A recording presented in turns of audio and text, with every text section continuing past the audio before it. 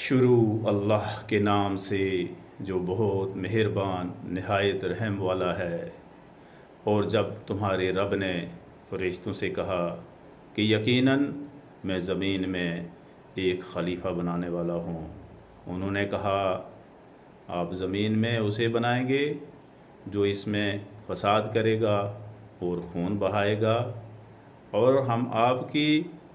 تعریف، آپ کی حمد و ثنا بیان کرنے والے، آپ کا ہر عیب سے پاک ہونا بیان کرتے ہیں۔ اللہ تبارک و تعالیٰ نے فرمایا کہ بے شک میں وہ جانتا ہوں جو تم نہیں جانتے۔ سورہ البقر کی آیت نمبر 30 میں یہ اللہ تبارک و تعالیٰ اور فرشتوں کے درمیان بات چیت بیان فرمائی ہے۔ اللہ تبارک و تعالیٰ نے اپنی منشا کا اظہار کیا فرشتوں کے سامنے، اور پھر فرشتوں نے اس خدشے کا اظہار کیا کہ انسان اس دنیا میں آ کر فساد کرے گا اور ایک دوسرے کو قتل کرے گا، لیکن اللہ تبارک و تعالیٰ نے فرمایا کہ جو میں جانتا ہوں وہ تم نہیں جانتے۔ یہاں اللہ تبارک و تعالیٰ نے اظہار کیا، فرشتوں نے اس کا اپنی جو ان کی رائے تھی یا خدشہ تھا اس کا اظہار کیا، پھر اللہ تبارک و تعالیٰ نے اس کا جواب دیا۔ اور پھر اللہ تبارک و تعالیٰ نے آدم کو پیدا فرمایا مٹی سے، اپنی روح میں سے اس بت میں اپنی روح پھونکی اور کن کہنے سے فیکون، آدم علیہ السلام انسان بن گئے۔ مٹی کا بت ایک گوشت پوست میں تبدیل ہو گیا، جس کے اندر دل بھی ہے، جس کے اندر احساس ہے، جس کے اندر پیار کا جذبہ بھی ہے۔ فرشتوں نے اس پیار کے جذبے کو شاید نہ سمجھا، یا پھر صرف انہوں نے اس کے مقابلے میں جو انسان یہاں پہ فتنہ فساد کرے گا اس کو ترجیح دی، حالانکہ انسان کے اندر پیار کا جذبہ یہ باقی تمام جذبوں سے قوی ہے۔ ہم اپنی زندگی میں دیکھتے ہیں اور اپنے گرد و نواح میں دیکھتے ہیں کہ انسان بنیادی طور پر یہ امن پسند ہے، یہ پیار و محبت کرنے والا ہے، لیکن اس کے اندر نفرت کا جذبہ بھی ہے، اس کے اندر دشمنی کا جذبہ بھی ہے، اور اس کے اندر حسرت کا یا بغض کا یا حسد کا یہ جذبہ بھی ہے۔ گویا کہ اس جسم کے اندر بہت سارے جذبے ہیں، لیکن ان تمام جذبوں کے اوپر جو جذبہ حاوی ہے وہ ہے پیار و محبت کا۔ اپنے والد کو دیکھیں کہ وہ ہم سے کتنی محبت کرتے تھے، ہم اپنی اولاد سے کتنی محبت کرتے ہیں۔ ہاں، کبھی ایسا بھی ہوتا ہے ہم کوئی ان کو بات کہتے ہیں کہ یہ کرو، وہ نہیں کرتے، وہ دوسری بات کر دیتے ہیں، کوئی دوسرا عمل کر دیتے ہیں، تو ہمیں اچھا نہیں لگتا، ہمیں دل میں رنجش پیدا ہوتی ہے کہ یہ میری اولاد ہے، میں نے اس کو یہ کرنے کو کہا تو اس نے اس کے برعکس کیا۔ حالانکہ ہم اس کو پیدا کرنے والے نہیں، ہم تو اللہ نے ایک سورس بنا دیا کہ والد جو ہے اس کی اولاد ہوگی اور وہ اولاد والدہ کے وطن سے ہوگی، لیکن اس اولاد کی تخلیق میں نے نہیں کی، یا میری تخلیق میرے والد صاحب نے نہیں کی، میری شکل و صورت میرے والد صاحب نے، میری والدہ نے نہیں کی۔ وہ تو سورسز ہیں جو کہ اللہ تبارک و تعالیٰ نے پہلے آدم علیہ السلام کو مٹی سے پیدا کیا، اور پھر ان سے مائی حوا کو پیدا کیا، اور پھر اس کے بعد جو پیدا ہونے کا سلسلہ وہ مختلف ہو گیا۔ اللہ نے ایک ہی بار بت بنایا اور اس میں اپنی روح میں سے پھونک دیا، اس کے بعد اور کوئی بت نہیں بنایا۔ اگر عیسیٰ علیہ السلام پیدا ہوئے تو وہ بھی روح ہیں، اللہ تبارک و تعالیٰ نے فرمایا وہ تو اللہ کی وہ روح ہیں جو کہ انہوں نے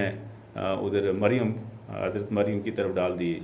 یعنی حضرت عیسیٰ علیہ السلام پیدا ہوئے۔ تو اس کے بعد جو سلسلہ وہ الگ ہو گیا کہ والدین جو ہیں وہ سورس بنیں گے، وہ ذریعہ بنیں گے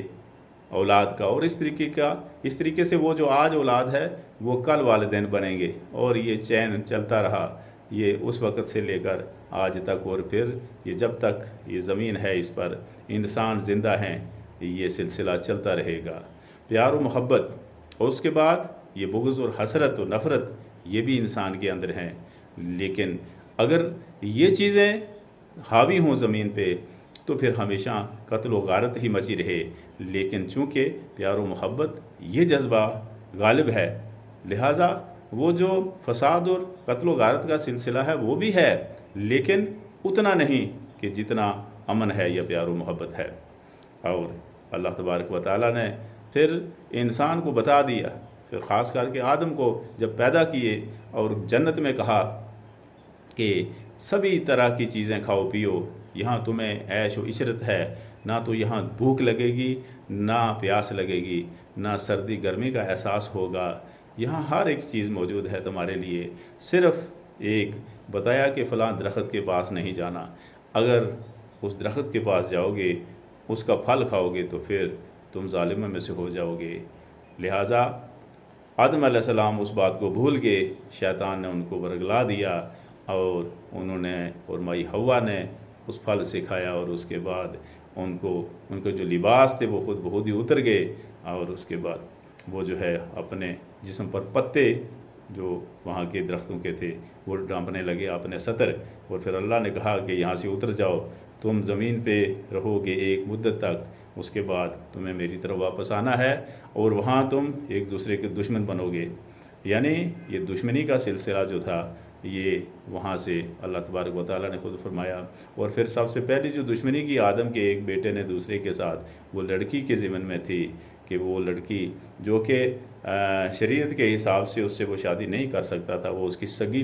بہن تصور کی جاتی تھی، لیکن اس نے وہ کیا اور وہ سب سے پہلا قاتل بن گیا، اور اس سے لے کر وہاں سے لے کر اس پہلے قتل سے لے کر آج تک اس دنیا میں پتہ نہیں کتنے قتل ہوئے ہوں گے، کتنی قتل و غارت ہوئی ہوگی، لیکن پھر بھی جو پیار و محبت کا جذبہ ہے یہ بھی اپنی جگہ یہ سر فہرست ہے، یہ اوپر ہے، کیونکہ اگر قتل و غارت غالب ہوتی تو پھر کوئی بھی آدمی کبھی بھی اپنے گھر میں امن و چین سے نہ رہ سکتا،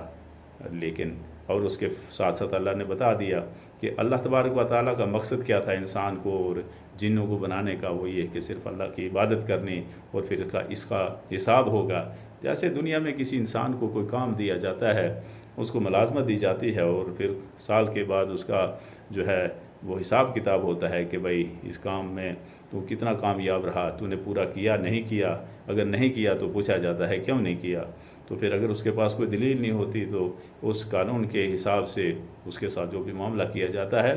لیکن وہ جو نوکری یا ملازمت دینے والا انسان ہے وہ بھی تو ایک انسان ہے، اس کو بھی کسی نے بنایا ہے، اور جس کو ملازمت دی ہے وہ بھی کسی نے بنایا ہے۔ سب سے بڑا جو اللہ تبارک و تعالیٰ کے سب سے جو بڑی مہربانی ہے وہ یہ ہے کہ تخلیق، اس نے تخلیق کی اور محض اپنی مرضی سے کی، اپنی مرضی سے کی، اور پھر اس کو بتا دیا کہ تم نے اس دنیا میں رہ کر کیا کیا کرنا ہے، تمہارے لیے نیکی کیا ہے، تمہارے لیے برائی کیا ہے۔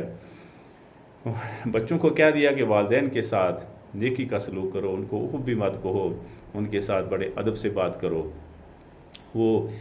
کچھ بھی کہیں تو ان کو ڈانٹو مت، کیونکہ وہ اس وقت عمر کی انتہائی ضعف کو پہنچ کے ہوتے ہیں، کمزوری آئی ہوتی ہے، اور تم تو ان کی اولاد ہو۔ اللہ تبارک و تعالیٰ نے سب بتا دیا کیا کرنا کیا نہیں کرنا۔ ظلم و زیادتی سے اللہ تبارک و تعالیٰ نے منع فرمایا، پیار و محبت، امن و آہستی، اور سب سے پہلے جو بڑی بات ہے وہ ہے کہ اللہ کی ذات، اس کی حمد و ثنا، اس کا ذکر کرنا چلتے بیٹھے لیٹے ہر وقت، اور اس کا وہ صلہ دے گا، کیونکہ اللہ نے ہمیں پیدا کیا ہے، اپنی مرضی سے کیا، اور پھر دنیا کی ہر ایک نعمت ہمیں دی۔ ہم سر سے پاؤں تک اگر اپنے جسم کی جو نعمتیں اللہ نے ہمیں دی ہیں ہم انہیں گن نہیں سکتے۔ سر میں اللہ تبارک و تعالیٰ نے سوچنے والا دماغ دیا، آنکھیں دیکھنے والی بنائی، ناک، کان، زبان، ہونٹ، دانت، ہر ایک چیز، جتنے بھی ہمارے اعضاء ہیں جسم کے سر سے پاؤں تک، ہر ایک کا اپنا اپنا ایک کام ہے، اور مخصوص کام ہے، اور منفرد کام ہے، جو کہ کام اور کوئی دوسرا اعضاء نہیں کر سکتا۔ آنکھوں کا کام دیکھنے کا ہے تو آنکھ ہی دیکھتی ہے، ہاں دل کی بصیرت ایک اور چیز ہے، جو کہ دل دیکھنے والی جو چیز ہے، جو دل دیکھتا ہے وہ شاید آنکھیں بھی نہیں دیکھ سکتی. وہ یعنی کہ نور ہے، وہ ایسا نور ہے کہ جس میں ہدایت ہے، جو کہ اللہ تبارک و تعالیٰ کی ذات کی حقیقت کے بارے میں وہ غور کرتا ہے کہ اصل کیا ہے، حقیقت کیا ہے اور مجاز کیا ہے. حقیقت کے مقابلے میں مجاز کا کوئی معنی نہیں. تو یہ آیت نمبر 30 سورہ البقر کی، جس میں فرشتوں کا اور اللہ تبارک و تعالیٰ کی ذات کے بیچ میں جو بات چیت ہوتی ہے، اللہ کا اظہار کرنا اور فرشتوں کا اس کے جواب میں اللہ سے التجا کرنا. لیکن اللہ نے فرمایا کہ جو میں جانتا ہوں وہ تم نہیں جانتے. انسان کچھ اور چاہتا ہے، میں کچھ اور چاہتا ہوں، لیکن اللہ جو چاہتا ہے وہ اس ٹھیک ہے، کیونکہ جو میں جانتا ہوں وہ تو بہت ہی کم ہے، وہ بالکل ہی محدود ہے. اللہ جو جانتا ہے وہ لامحدود ہے. اللہ کا علم بے حساب ہے. اس کی ذات، اس کی طاقت، اس کی عظمت ہر ایک تعریف سے بالا تر ہے. دنیا کا کوئی بھی انسان یا کوئی بھی ہستی اس دنیا کی جو اللہ کی مخلوق ہے، دنیا کی ہر ایک چیز اللہ کی مخلوق ہے. دنیا کی ایسی کوئی چیز نہیں کہ جو اللہ کی مخلوق نہیں. ہر ایک چیز اللہ کی مخلوق ہے. خالق ایک واحد اللہ ہی ہے، باقی ساری کائنات اس کی مخلوق ہے. مخلوق اگر کچھ بھی چاہے، خالق نہ چاہے تو وہ نہیں ہوتا. اور اگر خالق چاہے گا، مخلوق نہیں چاہے گی. خالق کی چاہت ہی جو ہے وہی پایا تکمیل کو پہنچے گی اور وہ ہو کر کے رہے گی. حکم جو ہے انسان کے لیے وہ یہی ہے کہ وہ اس زمین پہ نرمی سے چلے، کیونکہ انسان نہ تو زمین کو پھاڑ سکتا ہے، نہ پہاڑوں کی چوٹی تک پہنچ سکتا ہے. اس کا قد اگر 5.5 فٹ ہے یا 6 فٹ ہے تو وہ اس سے بڑھ نہیں سکتا ہے اکڑنے سے. وہ آہستہ آہستہ عمر کے ساتھ ساتھ جھکے گا ہی، بلکہ اس میں کمزوری آئے گی، اس میں طاقت نہیں آئے گی، اور ایک دن وہ پایہ تکمیل تک پہنچ جائے گا. اس دنیا سے آگے کی منزلیں اور ہیں،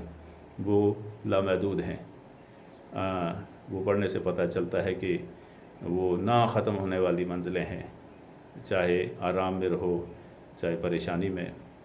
اللہ تبارک و تعالیٰ سے دعا ہے کہ اس بیان میں جو کوئی بھی غلطیاں ہوئی ہیں وہ مجھے معاف فرمائے، اور جس قدر بھی صحیح بیان کر پایا ہوں اس کی جزا عنایت فرمائے. وآخر دعوانا ان الحمد للہ رب العالمین.